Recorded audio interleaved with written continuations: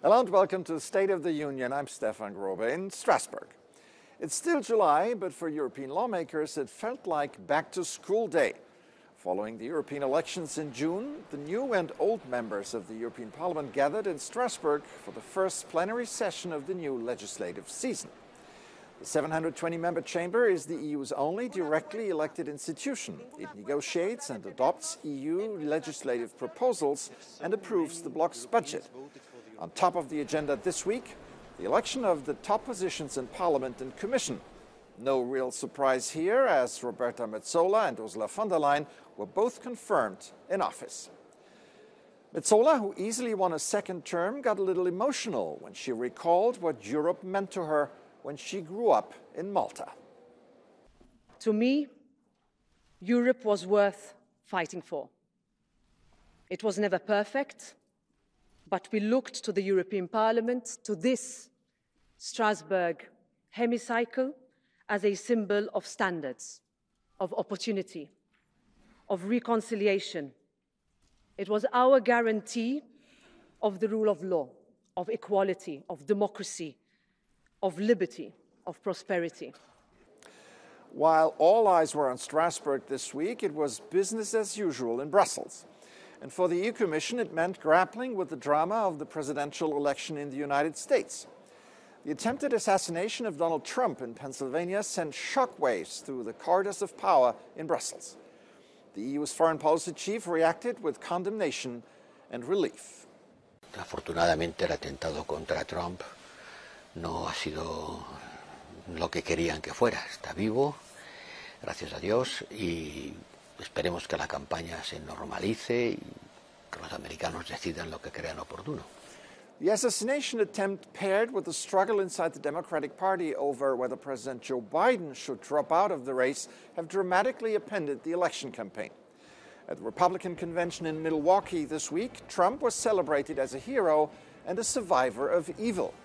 Republicans are now more confident than ever before that they will win in November, even beat Biden in a landslide.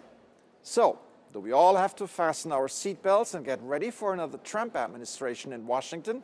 What does that mean for Europe? Joining me now is Maida Ruge, Senior Policy Fellow at the European Council on Foreign Relations, based in Berlin. Welcome to the program. Thank you, Stefan. Thank you for having me. Following the assassination attempt, Trump and Biden have called for unity. How long can that moment last? Or is it already over? Well, the sort of unity that we're actually seeing is more in the Republican Party, I would say. I think Trump's call for unity is also a very subtle and intelligent tactics to reach out to either undecided or disgruntled Biden voters in the swing states. So, I'm not expecting a sudden turn to national unity, really, but more kind of an approach of unifying the Republican Party and then reaching out to voters that might be useful for President Trump. European leaders have been preparing for a Trump victory in November. Will they have to step up their efforts now? They definitely will have. I think the key question really on these preparations is not whether they should prepare and step up, but when they should have started. And I think they should have started a long time ago, at least 2 years ago.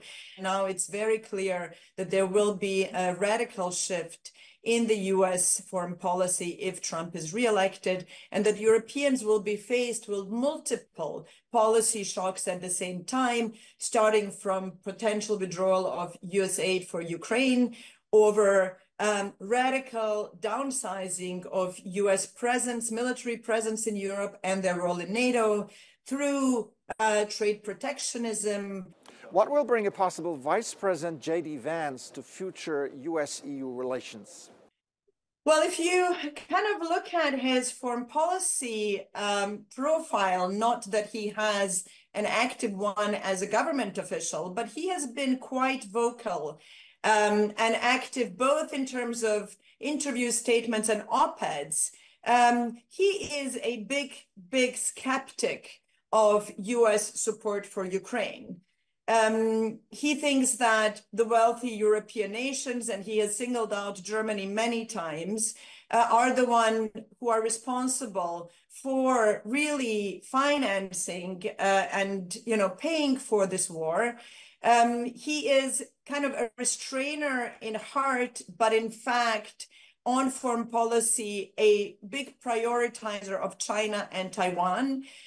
So I think that one thing we can expect as Europeans, if Trump is elected, is that J.D. Vance's appointment as vice president is going to draw in many of the foreign policy experts in the Republican ecosystem who have long been arguing that a radical shift of military and financial resources need to be made from Europe and Ukraine to China and Taiwan. All right, Maida Ruga, Senior Policy Fellow at the European Council on Foreign Relations. Thanks for breaking it all down for us. Thanks for having me. Now, if you're in that part of Europe that is suffering from sweltering heat, here's a way to deal with it. Ice. A lot of it. Animals at the Prague Zoo were given ice by the ton to provide much-needed relief from the summer heat. The ice was strategically placed around the zoo, creating cool spots where animals could find refuge from scorching temperatures. This was particularly welcomed by animals like polar bears, whose natural habitat is cold all the time. It's fun and a distraction for the animals, said the director of the zoo. And because humans are like animals, well, sometimes, the zoo also offered ice to visitors, mainly children, to cool down and have fun as well. It's so easy to make new friends.